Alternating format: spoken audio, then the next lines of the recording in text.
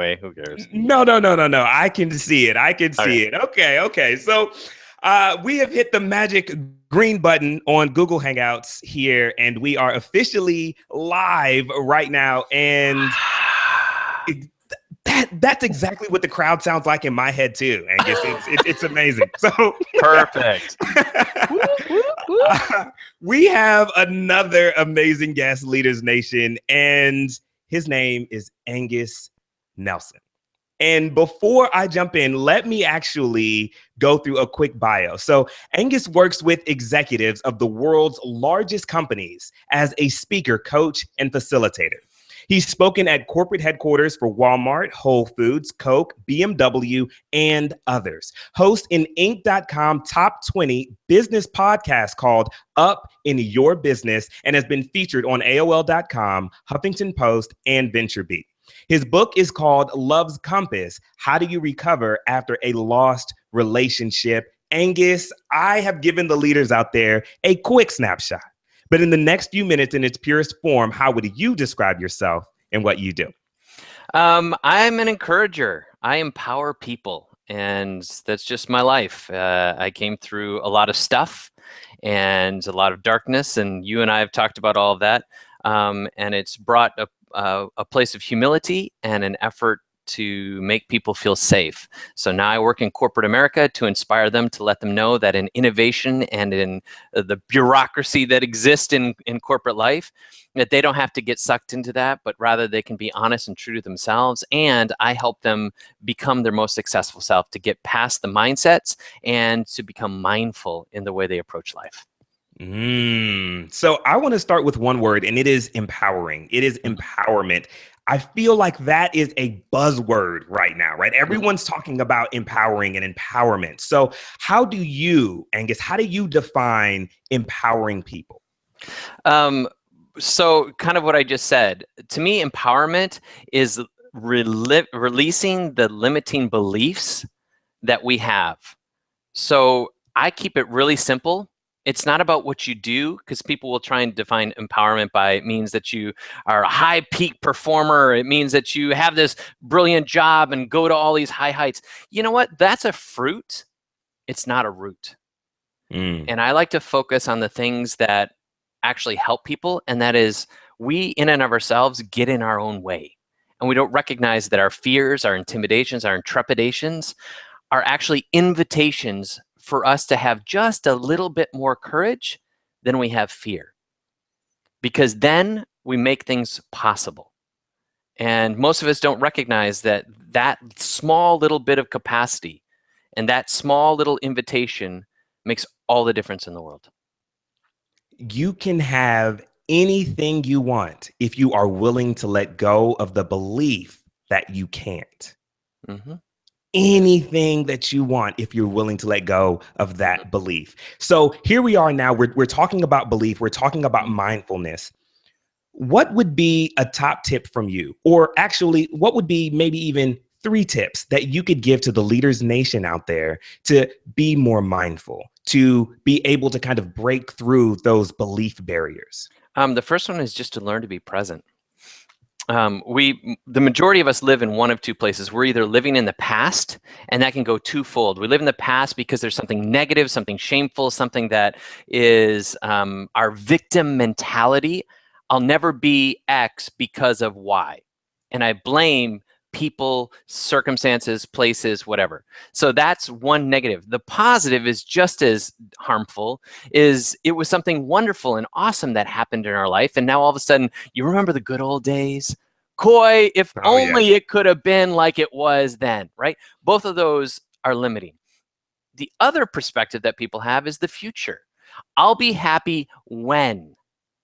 I'll be happy when I get that job, when I get that spouse or partner. I'll be happy when I make that amount of money. I'll be happy when I get that house, when I live in that city, blah, blah, blah. And we create these hurdles that say, when I get to this, then I'll be happy. But the reality is, it's never enough, because once you get to one, then you have to have the other, and then you have to do the next one, and then the next one. And at the same time, it also becomes debilitating, because while you're on that pursuit, you look to your left and to your right, and other people are having their pursuits, and you judge your progression in your journey with their progression.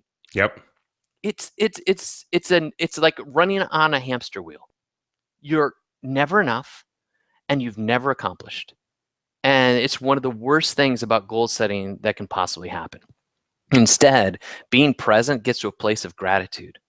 In the presence, I can be engaged with those around me. In the presence, I can look at what I have and what my story has equipped me with, and I can be grateful. From gratitude comes happiness. Here's something really powerful. Happiness is never external. Happiness is an internal work. And anytime you look for something outside of you to bring you happy, you're on the wrong pursuit, because it's temporary. And then you'll need something else to make you happy, and you'll end up coping and handling all these psychological elements we won't even go into right now that will be defeating. And then the other component is, in happy, people like to be around happy people, Coy. Yes, they do. And when you are fueled by the momentum of joy, happiness, satisfaction, fulfillment, not that I've attained or arrived at any place, but simply because I am, people want to be around you. They open up opportunities to you. They present relationships that you otherwise would have never had. I mean, it is inconceivable to me that people don't connect to the fact that just being who you are is enough. You don't have to become anything. Just be who you are. And what you will find is that the more that you accept you, the more that you will be manifested to higher and bigger realms. And now the momentum that you feel will push you further than any of those other goals you would have set in the future, because the momentum is a daily activity that you are pouring your passions, your life, and your dreams into today. And today becomes tomorrow. Tomorrow is today. And then today is today, and then today's tomorrow, tomorrow, today, today, tomorrow, today. And it's all in the present, and it continues to fuel awesome and beautiful things. So in simple form, that's number one, be present. You want 3, I can give you more, but that's pretty awesome. Whew. I want us to actually take a moment to soak that in, because being present, and then you'd mention the word today. And there is a great coach of mine. His name is Pierre Campbell, and he has an amazing acronym for the word today. And the acronym is the only day actually yours.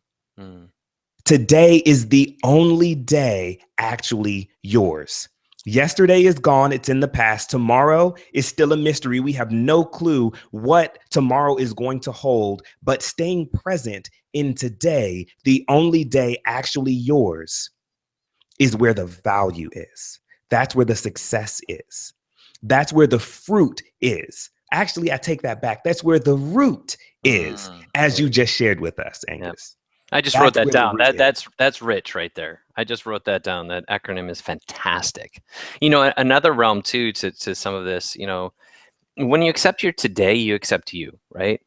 And going back to that comparison of the people around us, we think about life, even from being a small child. A lot of what we do, we base our value and our validation by what we do.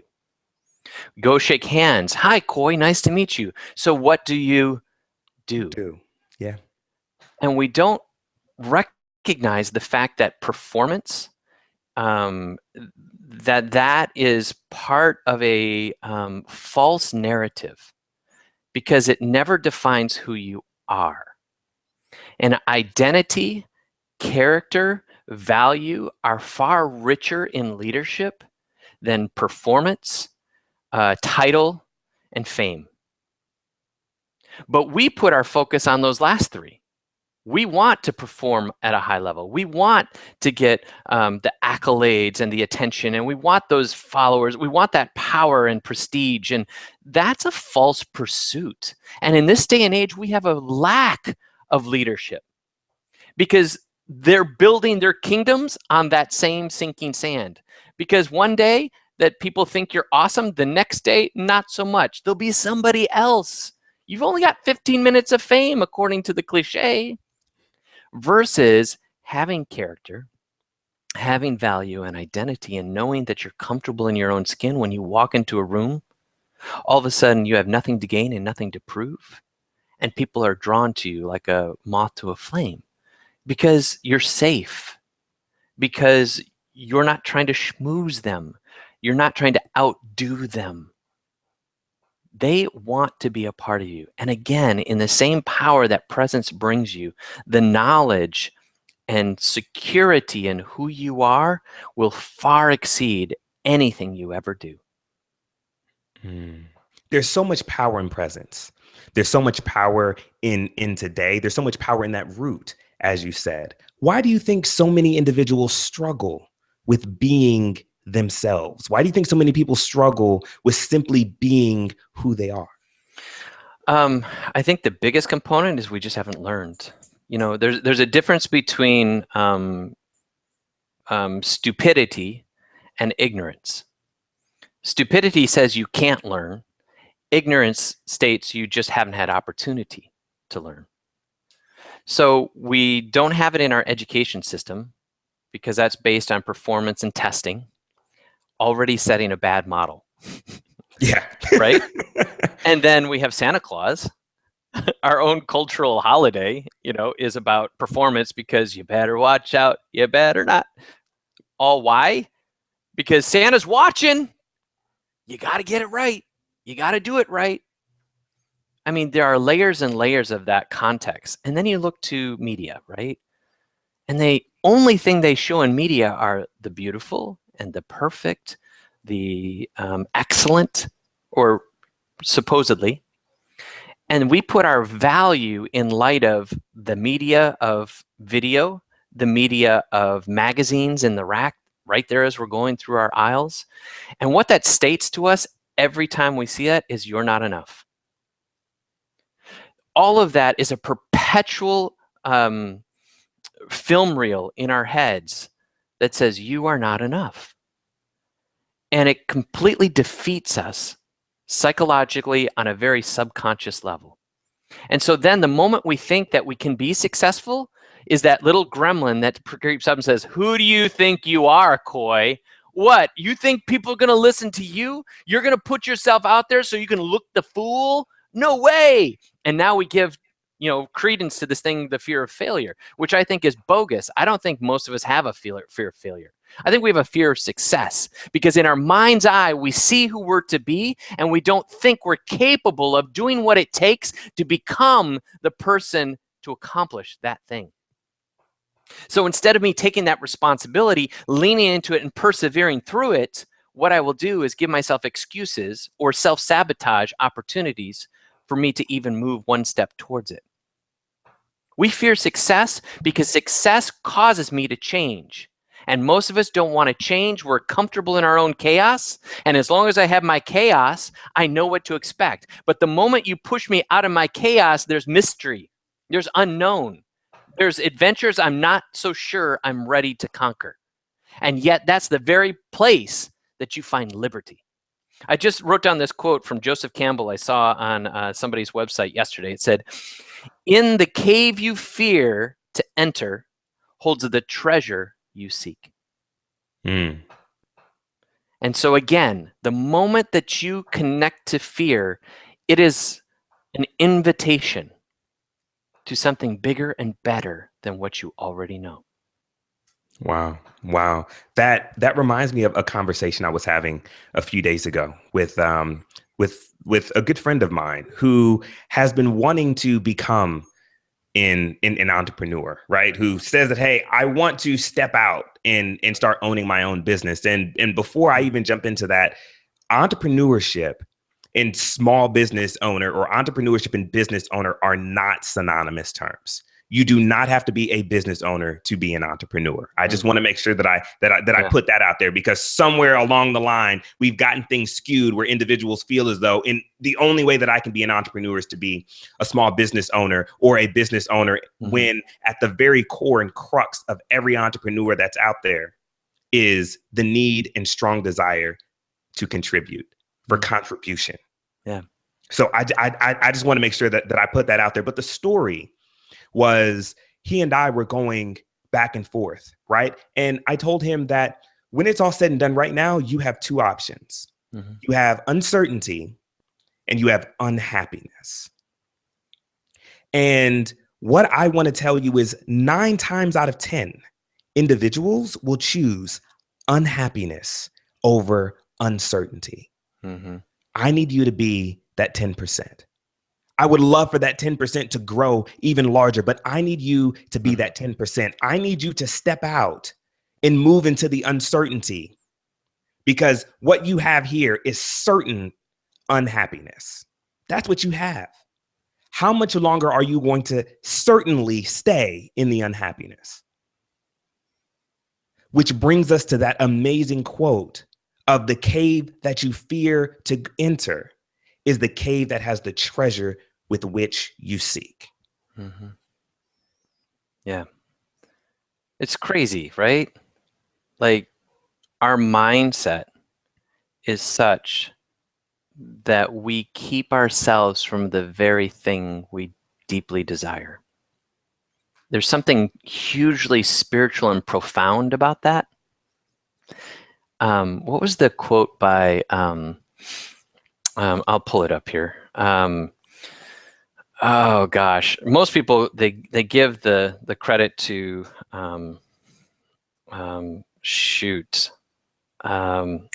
the guy from South Africa. Nelson Mandela. Yeah, they say it's Nelson Mandela, but it's not. It's actually this other person, Marianne Williamson. And Marianne Williamson said this. Her quote says that our deepest fear, and this is going back to that, is not that we are inadequate. Our deepest fear is that we are powerful beyond measure.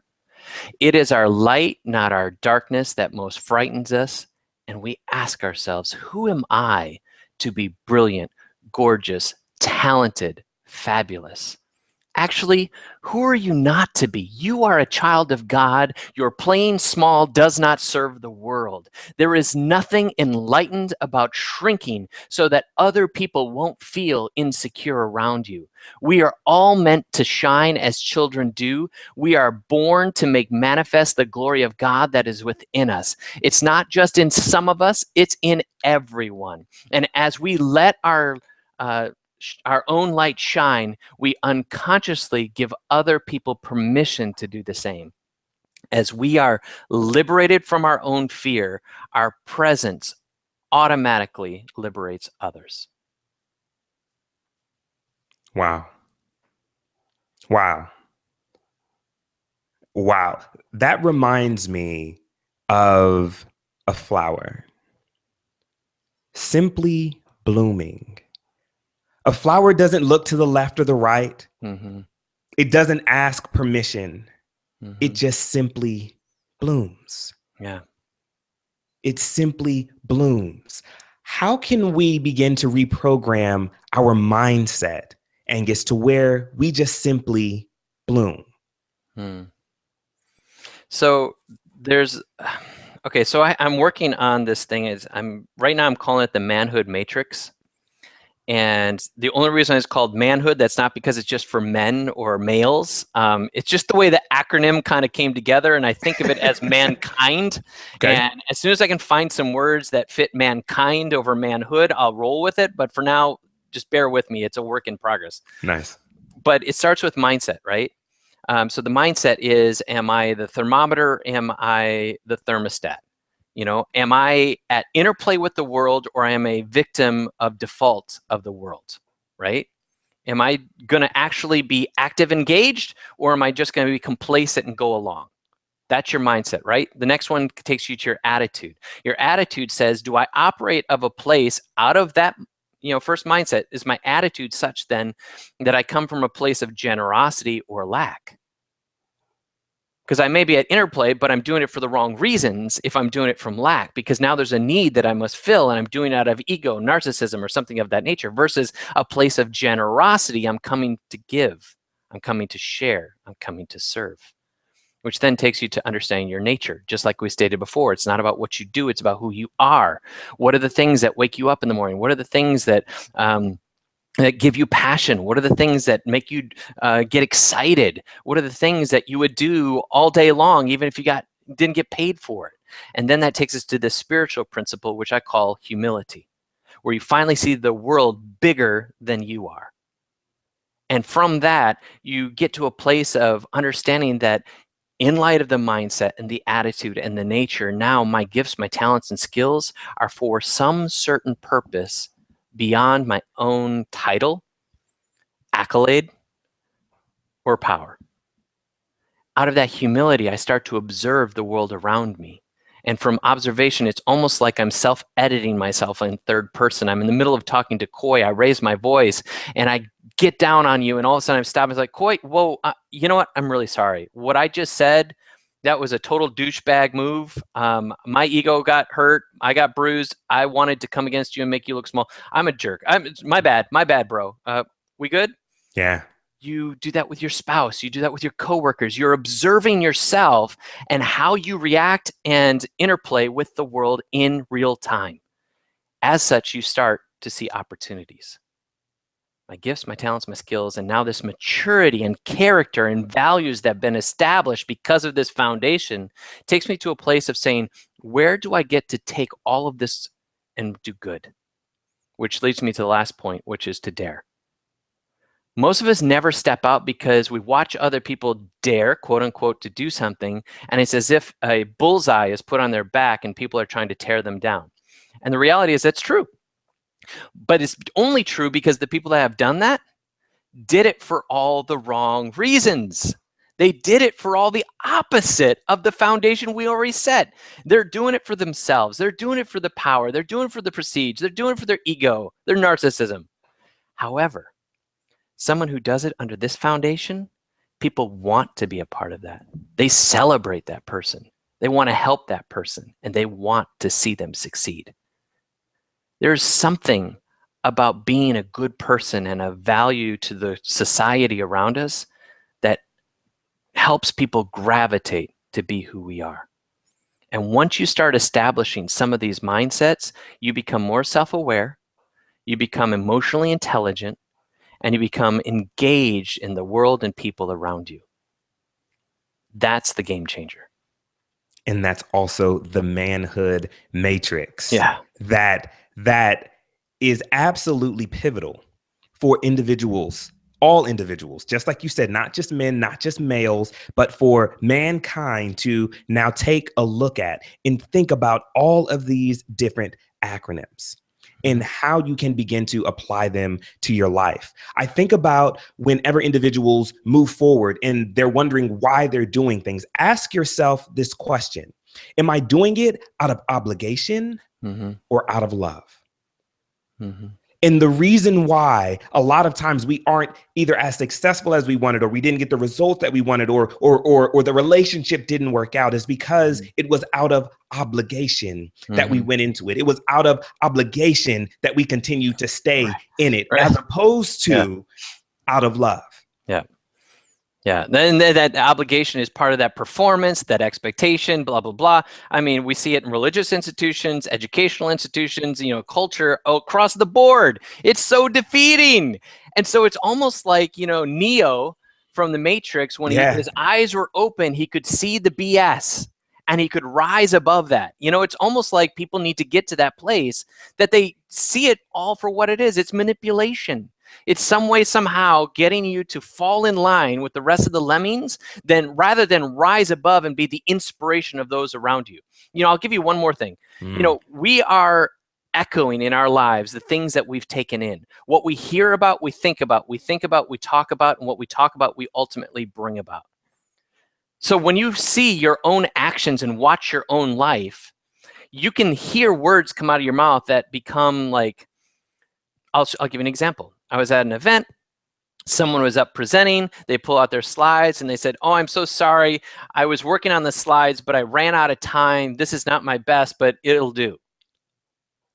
And what you're stating in that moment is, I already devalue what I'm about to share with you. And if I devalue right now, if you don't like it, you won't reject me. And that is a really deep level, right, of sabotage. So I always say, the books you read, the people you hang out with, the things you're consuming from a media level, that's the stuff you're hearing. and that's going into your head. So if you're spending your time in Cosmopolitan magazine or GQ or whatever, like you're fascinated by all of that goodness, it's not good. It's eye candy. It's gossip. It's tantalizing because it's like sugar. It is the worst thing for the worst parts of your life, and it feels compelling because for whatever reason you just feel some kind of tinge of something that makes you feel alive. And yet that's totally a lie. And we consume more of that sugar and more of that unhealthy junk in our heads. And eventually we start to qualify ourselves according to the junk. And then our words start to follow it and say, well, if I would just lose another 10 pounds. Oh, if I would just get a sportier car. If I would just, have a prettier person on my side with me. It is the worst chaotic craziness that I can possibly fathom. And until you get to the point, it's as if people are running around in childhood and you're the only adult in the room. And you can see it for what it is. And like, people, come on, you guys. But you can't do that. You can only model it. You can only show love.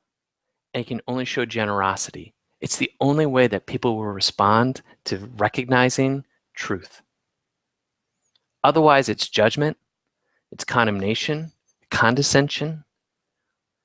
We have to understand that our opportunity when we start to take on these responsibilities of seeing the world for what it is, we also have the responsibility to respectfully help others do the same. We make this contagious. That's leadership. You and I are about to dare to do something, right? We're about to dare to do something, right? The D in manhood. Yeah. You wrote a blog, and the blog had everything to do with, instead of trying to be better, be different. Yeah. Why is that important? Because one of the things that we try to identify in our world is the performance thing, right? And it's one thing for me to create the same app that somebody else creates, and I just create it better, right? Well, it's just one and the same, so there's always going to be another better. The technology, the smarts, some young kid is always waiting in the wings to take your place for the next better. And it's a perpetual exhaustion to try and be better. But Koi, you are the only Koi. And by you being different, you set yourself apart to be uniquely honored, respected, and revered simply because you're you. We're so busy trying to be better, which only, and this is the fallacy, by being better, you're still the same. And there's nothing that sets you apart to be liberated in who you are, which goes us back to the early part of this conversation, is loving you is a product of being uniquely you. Loving that, embracing it, and showing that to the world as only you can do. Stop struggling to fit in and start fighting to stand out. Mm-hmm. I want us to quickly touch on your book, Angus, because I mean, here we are again running through time, and I feel like we could go and go. And wasn't our last conversation like a 30-minute? And I think we talked for like an hour. Yeah, I'm cool. Yeah. Well, our last conversation was actually only supposed to be 20 minutes. And we ended up talking for like an hour and a half. Okay. So, if you will, I would love to have you back on the show, by the way. So for sure. Let's talk about your book, Love's Compass. Tell me a little bit about that. Give me a high level overview, because we're now talking about lost relationships. Yeah. So Love's Compass is actually a true story that I wrote as a narrative nonfiction. It is the story of me becoming a workaholic in a business I was running back in late 90s and going into 2000. I wrapped my ego into that. I put my value on what I was doing. I became a workaholic. Out of my workaholism, I tried to cope. and I turned to porn, and then I turned to alcohol. And when those two were combined, it became promiscuity. And I was married at the time. So that turned into divorce. In addition, 2001 and 9/11 came about. And so we ran out of money. And so things got even harder. So what did I do? I worked even harder. And I just exhausted myself in the pursuit of trying to prove to everyone I could do something. And what I learned over the next 3 years was that all of those pursuits were all in the wrong direction. So this book lays out the story in a very transparent and vulnerable fashion of what I was doing, what was going through my head. And I believe that the way I write is not about giving you 3 points in a poem, 7 ways this, 6 steps that. It's Sure. It's about telling my story in a way that I invite you to find your story in mine. So your revelations that come from my book are about that pursuit and what happened when I met the woman I'm married to today, how I did it different, what I transferred from loss into victory.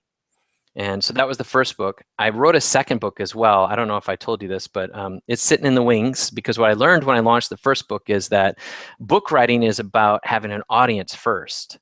It's not one of those field of dreams where you build it and they'll come. It doesn't work that way. And so, Like most things. right. And so my second book I wrote with my wife. It was actually her idea, and we had done a lot of marriage counseling, and that one's called Lovesick, and it's sitting on our hard drive right now. It deals with the 3 elements that kill relationships: judgment, offense, and expectation.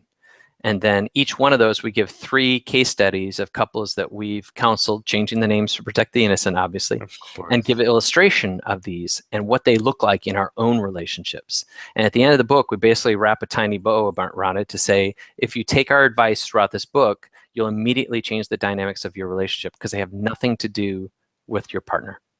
They're your own judgment, your own false expectations, and offense. So that went on the shelf. So all of what I've been doing recently has been building my brand, quote unquote, building my audience by showing people my gift, serving people with the wisdom and the brokenness and the humility, that transparency of what I've been through, because I can tell people, you're not alone. I am not afraid to tell my junk. I don't put it out to the wind. I don't, I'm not Debbie Downer. I use it in the most critical times when I coach people, is when they think that they've isolated themselves, I get to pull them out by telling them my story. That's empowering. And then the last piece is I've got a new book that I'm putting together for the corporate world called Empowering Work, which takes a lot of this psychology, a lot of this emotional intelligence, and puts it in a corporate construct about the future of work and where we're headed. If you want, I can go into that real briefly. Yeah, sure. Tell us a little bit more about Empowering Work. So over the next years, the data that's in my other company that I'm running, we're looking at basically large businesses, and you come from a corporate background. They're laying people off right now in masses, because now they can access their employees or their workforce on demand from anywhere on the globe. And so there's 2 sides to that. From the corporate side is now these companies are going to have to be more agile. They're going to have to more emotional intelligence, because you can't handle it the same bureaucratic ways that you used to. You actually have to develop a relationship with your contractors. And now HR teams, human resources, will have to transition from talent acquisition to talent management. So there's a lot of threats and opportunities. From the workforce side, we cannot sign up for our 25 years and get our gold watch. It's just not going to exist anymore. People are spending less than 3 years at any job. And furthermore, with all these contract opportunities, now you're going to be managing your own company. You actually are going to be a free agent society in which you can become a specialist in your field and now develop relationships, rapport, expand your network within these companies so that you can get hired, work as much as you want when you want. You can work 2, 3, 4 contracts, or as little as you want. Go on vacation, spend time with your kids, and you will own the opportunities for your future. And so two things are at play, which go back to where you and I were talking when we first started here. In all of my observations with the people I work with and the influencers I've interviewed, it comes down to two things. Being a self-learner, always continuing to learn what's coming, what's going on, and getting better at what you do. And second is expanding your network and connecting with people deeply, richly, and effectively. And so the book's going to wrap all that together. So I would like for you to just quickly share with Leaders Nation how they can get in contact with you and get more Angus. Get more Angus, like the beef. Yeah, so go to angusnelson.com, please, if you would. You can also tune into my podcast, Up in Your Business, which is twofold. One is this aspect of business savvy and acumen. And the second part of that is up in your business, just like the phrase, is that psychological, emotional element. So I like to say it's up in your business, building you to do business better. But before you go to my podcast, I want you to go to iTunes, into the rate and review right here on this show, and put in your rating of 5-star here for what Coy's doing, and show him some love. The second component to all of that is I actually build a book, kind of what we were just talking about, and I want to share that with you, the audience. I want to serve you with this, and if you would give me this opportunity, I would love for you to read this ebook so that you can equip yourself to be more effective in your relationships. So I built this book called Networking with Effectiveness and Credibility, and it helps you, especially if you wrestle thinking that you're an introvert, how to show value and to serve, not to take and to use. That's where people think it's slimy and junky. This book actually tells you how to do it in a way that's authentically you and helps you be more effective in expanding your network itself. I want that book. How can they get their hands on that book, Angus? So you can go to angusnelson.com / we'll do Leaderships Inspire Leaders. So we'll do LIL podcasts, little podcasts. So you can just go there. Thank you so much. Thank you so much, Angus. So I know that we are running out of time, but before I let you go, what is one piece of parting advice that you would share with the leaders of tomorrow? Leaders of tomorrow. So we're talking millennials. I'm going to go right back to those two components. It is about what you know, and it is about who you know, right? So maintaining a context of always learning and making sure that's who you know. But I will wrap that up in this. Jim Rohn said that the difference between where you are now and where you are in 5 years is the books you read and the people you associate. You imitate whom you associate. Surround yourself with people that are beyond you. Surround yourself with people who are wiser, smarter, more talented than you. Do not be threatened by them. Be inspired by them. Serve them and watch what will happen in your life. There you have it, leaders. Head on over to leadersinspireleaders.com for the show notes and Angus's contact information. Remember, the highest form of leadership is inspiring other leaders. So be inspiring and stay inspired. Angus, thank you so much for joining me and inspiring the leaders of tomorrow. Awesome. Thank you so much, Coy.